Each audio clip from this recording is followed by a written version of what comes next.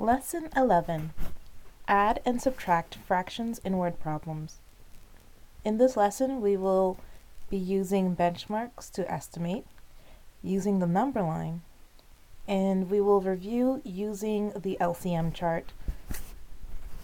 If you need more help with using the LCM chart, find Lesson 10, Add and Subtract Fractions, for more help. Let's start with benchmarks. Benchmarks are used for estimating, and I'm actually going to show you a few benchmarks that you already know. So 0 lets us know that there's nothing there, and you can see that very clearly in fractions. So for example, I'm drawing a model, and there are 4 total pieces, but none of them are shaded in. So that would be a benchmark fraction. It is 0. Another benchmark is the halfway point. And if you remember from when we were doing whole numbers and decimals, we used the halfway point for rounding. So benchmarks are actually used like rounding. And the halfway point is what we always like to use to figure out, hey, have I gotten halfway through? Then I should just keep going. And we're going to use that same concept for fractions. The halfway benchmark looks just like how it sounds, the halfway. So here's another example with 4 pieces. And this time, I'm going to shade in half. So if I see 2/4, I know that I'm halfway into the number line. So my number is sitting right here. And here's our last benchmark is the whole number. And it can be any whole number. So it might be a 3, it might be 1,000, but it's really any whole number. So you might have 10, and the halfway point before that was 9.5, and the number before that was actually 9. So these are all benchmarks. Any whole number can be a benchmark. So let's make it 1, and so here is what 1 whole will look like.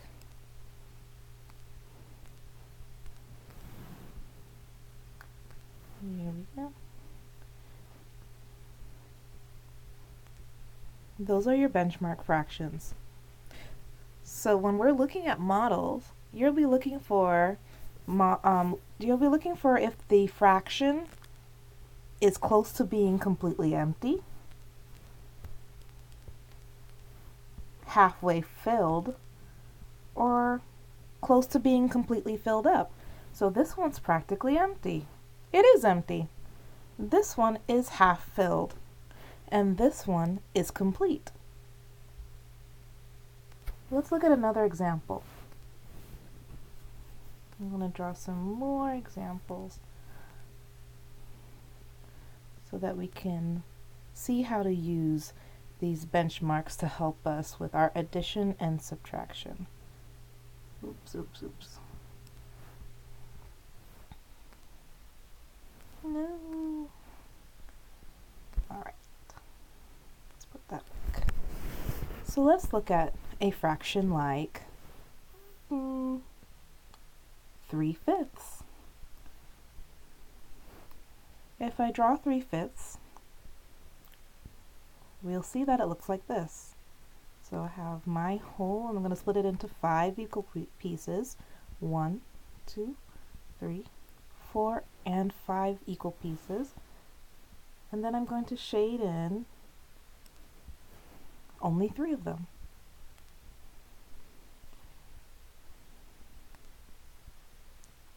At this point, you can ask yourself, is this fraction close to being completely empty, close to being halfway filled, or close to being completely full? If you said halfway filled, you are right. This would be about the halfway point. Somewhere in between 2/5 and 3/5 is the halfway point. So when I would round this fraction and I would say this is actually very close to 1.5. And so I use my squiggly equal sign and say I would like to estimate using 1/2 instead of 3/5 because 1/2 is much easier to work with than 3/5. So let's look at a few examples of why we love to use benchmark fractions and rounding. Estimate the sum. Here we have two fractions with different denominators. Of course, we have our strategies of using the LCM chart from lesson 10. Here it says we can estimate instead. We actually don't have to use these two different denominators. So what we're going to do is look at each fraction separately and say which benchmark does it remind you of? Is it close to 0, 1/2, or 1/2? There are multiple ways to do this, but I love a good model. And this is actually very, very quick. 1/3 will have 3 pieces, and only one of them will be shaded in. Now here you can use your best judgment. Is that close to being empty, halfway filled, or completely full?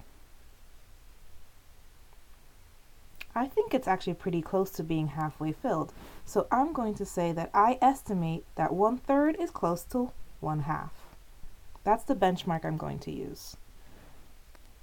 We're going to do the same thing for the 4/5, and we're going to draw our own model. 4/5 is going to have 5 total pieces, but 4 of them will be shaded in.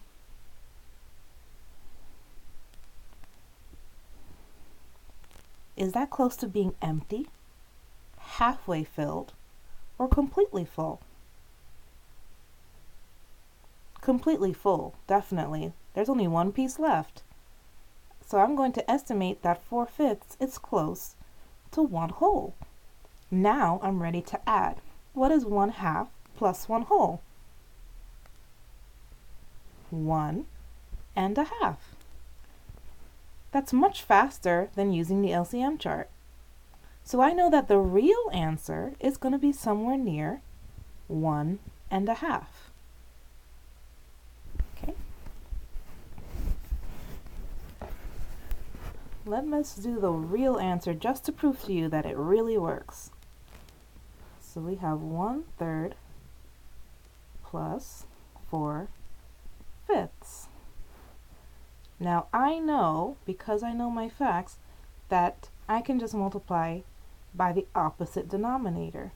So I'm going to do that. I'm going to multiply 1/3 times 5/5, and I'm going to multiply 4/5 times 3/3. So 1/5 times 5, 1 times 5 is 5, and 3 times 5 is 15. 4 times 3 is 12, and 5 times 3 is 15. 5 plus 12 is 17/15. As you can see, the numerator is larger than the denominator, so that means it's 1/2 with 2 pieces left over. Our estimate was 1/2 more, and the real answer was 1/2 and 2/15. That's pretty close. That's actually really, really close. So when you're estimating and using benchmarks, you're getting very, very close to the answer, and I can help you if you're getting confused or you're just checking your answer. Always estimate to see, did I add right or did I miss something? Let's do another example. This time we have 6/8 minus 2/4. We need to estimate the difference. So this time, we're still going to be using our benchmarks. We have 0, 1/2, and 1/2. 6/8. I'm going to use my model. 1, 2, 3, 4, 5, 6, 7, and let's see, how many pieces is that? 1, 2, 3, 4, 5, 6, 7, 8. And I know I need to color in 6 of them. 1, oops, that doesn't look like anything. 1, let's use a marker. 1, 2, 3, 4, 5, 6. Wow, that's almost done. That's filled up. So I would estimate that 6/8 is close to 1. 2/4, that sounds pretty familiar to me. Here's my model. 1, 2, 3, and 4. And shade in 2 pieces. 1, 2. Is that close to being empty, halfway filled, or completely full? I definitely think this is half. Even this is actually exactly half. So minus 1/2. The estimated value is 1/2 minus 1/2 is actually 1/2. If you're wondering how I got 1/2, well, there are 2 halves in a whole. And if I subtract one of them, I am left with 1/2.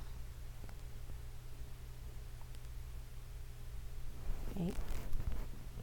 So the estimated difference is 1/2. The real answer should be somewhere near 1/2.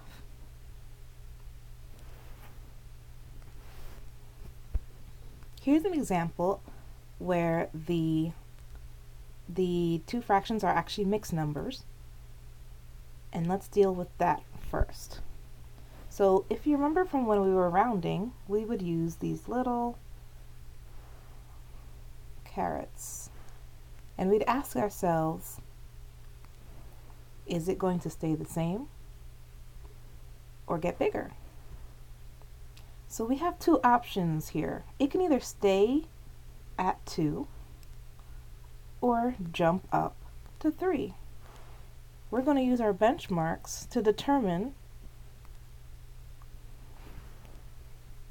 if the mixed number, the fraction in the mixed number, is closer to 2, 2.5, or 3. So they really have 3 options: 2, 2.5, or 3. Look at 3/5. 3/5 is going to be the reason why we pick one. 1, 2, 3, 4, and 5. Let's color in 3 pieces. 1, 2, 3.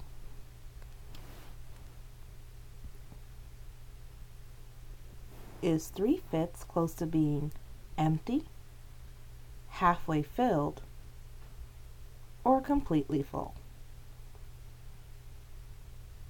It's about halfway filled. It's going to be somewhere in between 2 and 3. So it's about halfway filled. So I'm actually going to pick 2.5. Let's do the same thing for 3.5.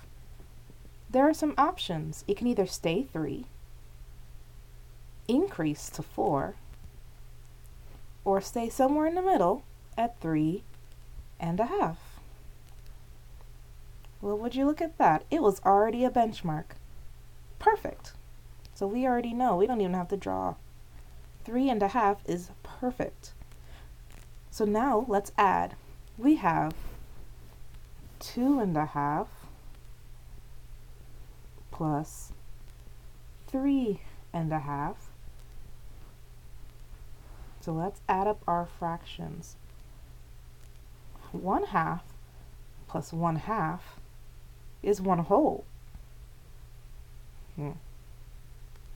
So we have 1 whole. Let's add up our whole numbers. 2 plus 3 is 5. So our estimate is 1 plus 5, which is 6. We know that our real answer is somewhere near 6. So this is how we deal with mixed numbers. Determine your 3 possible choices and select one. Then you can add or subtract. Let's do one more example. Here we have 5 6/8 minus 2 3/4, and we're going to estimate the difference. Let's figure out our options. We have 3 options when we have mixed numbers. Stay a 5, become a 6, or somewhere in the middle, 5.5.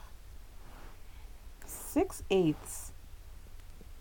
Well, the number 6 is really close to 8, so I can already think mathematically that in order to fill up 1 whole eighth, 8/8 is very close to 6/8. It's only 2 spots away. So let's actually prove it with a drawing. No. 1, 2, 3, 4, 5, 6, and 7, 8. Okay. Let's color in 6/8 and see which benchmark is it close to. 1, 2, 3, 4, 5, 6. Use your best judgment.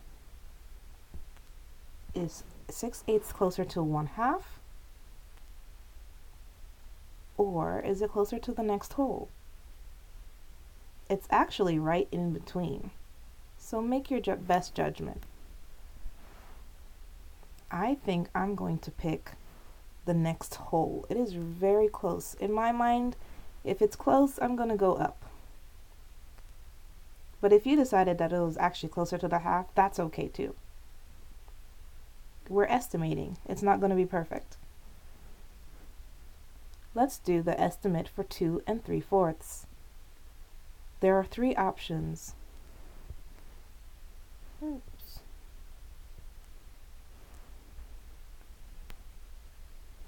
Remain a 2, increase to 3, or stay somewhere in the middle at 2.5. Our fraction is 3/4. So we need a whole with 4 pieces. And we will color them in. Only need 3 colored in.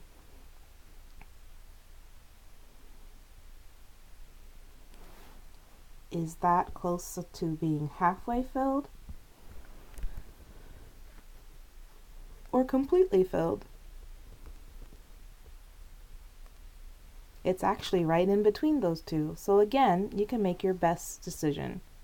You can really make your best guess. As long as you don't pick that it's empty, it is very close to being halfway filled and being completely filled. It's right in between those two things. So you make a decision. I'm going to choose 3, that it's closer to the whole. If you chose 2.5, that's perfectly fine. 6 minus 3 is 3. Our estimate is that when you subtract 5 6/8 minus 2 3/4, your real answer is somewhere near 3 wholes.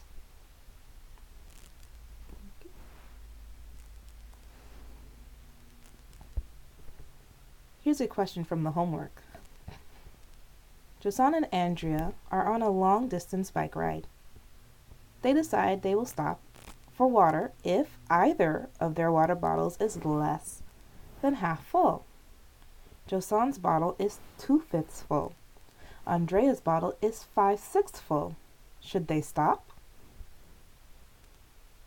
So the question says they have to stop if any of the water bottles is close and even smaller than the halfway benchmark. It has to be less than half full. Josan's bottle is 2/5 full, and Andrea's bottle is 5/6 full. The best way to explain and show our work is by drawing a model. Josan's bottle needs 5 total pieces. 1, 2, 3, 4, and 5. Andrea's bottle, so this is going to be Josan. Let's actually label his. This is his water bottle. And Andrea's water bottle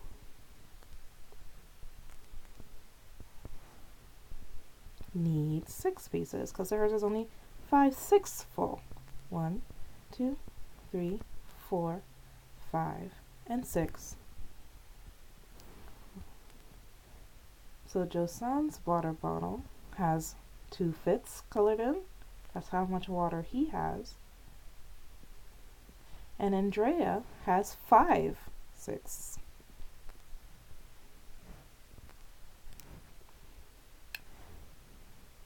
Remember, they will stop for water if either of them, so if Andrea's is half full, is less than half, they're going to stop. If Josan's is less than half, they're going to stop, no matter what. So, do they need to stop? Do you see a model that is less than half way fill?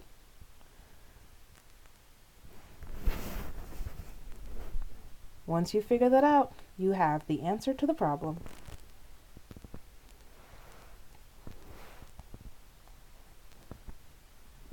Irene makes 4 2/3 cups of pancake batter. She splits the batter into 2 bowls. She mixes blueberries into 2 1/4 cups of batter and walnuts into the rest of the batter. Number 3. Estimate how much of the batter has walnuts in it. Explain your estimate. Well, we know that in total she had 4 2/3. And she poured some of it out and put blueberries into it. In order to find out what the rest of it is, we're going to have to use subtraction. So we're going to take out the blueberries. We're going to remove how much she put in the blueberries. Because the question asks us to estimate, we're going to set up our options. 4 2/3 has 3 options. Stay 4, rise to 5, or stay at 4.5. Oops, there we go. Which one of these do you think is the best option? Draw a model to figure out if 2/3 is close to 1/2 or 5. Or the whole number, I should say. We're going to do the same thing for 2 1/4. Is it going to stay 2, rise to 3, or stay somewhere in the middle at 2 1/2? Make a decision and you'll have your estimate. Whatever decisions you make, you can explain here. For example, I chose to keep 4 because I think the fraction is close to 0, or I think it's close to 1. Whatever you think, you'll write it here on the lines. Number 4 asks you for the real amount, so you're going to have to use the actual fractions this time. No estimating on number 4. You'll need your LCM chart. So here's a reminder. You're going to need to put your denominators on the chart and count your multiples. So 3, 6, 9. You may need a few more multiples to find the match for 4. So 4, 8, 12. So use your strategies from the last lesson to complete number 4. Remember, reasonableness is asking you, is your answer close to your estimate? If it's close, it is reasonable.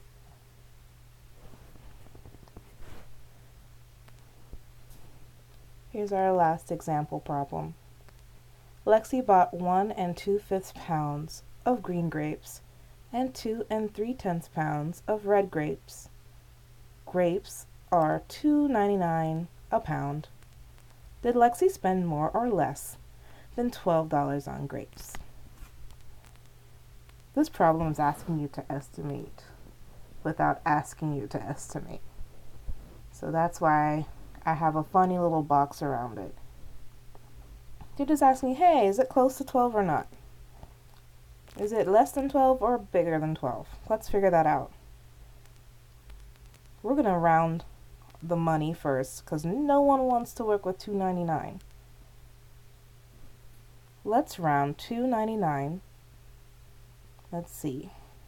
I have 2 options, to stay at 2 or increase to 3.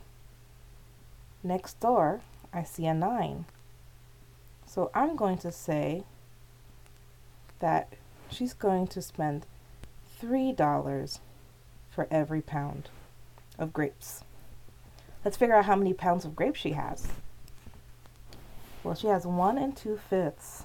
So 1 2/5 and addition and 2 3/10. Let's sort out our options. It can either stay a 1, rise to 2, or stay somewhere in between at 1 1/2. Same thing again. It can either stay 2, rise to 3, or stay in the middle at 2 1/2. Once you select your benchmark, add them and find your estimate of how many pounds she's going to have to buy. About how many pounds she's going to buy, or she's bought. She already bought it. And then, based on whatever you get in that box, what do you think, what operation do you have to use to figure out the total price? If she has 1 pound of grapes, she'll spend $3. If she has 2 pounds of grapes, she'll spend $6. That sounds like a multiple. If she has 3 pounds of grapes, she'll spend $9. What operation am I using to get all of these multiples?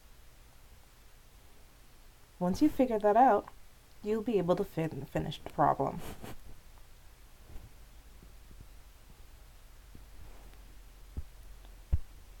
In this lesson, we reviewed using benchmarks to estimate. We used the number line to see those benchmarks.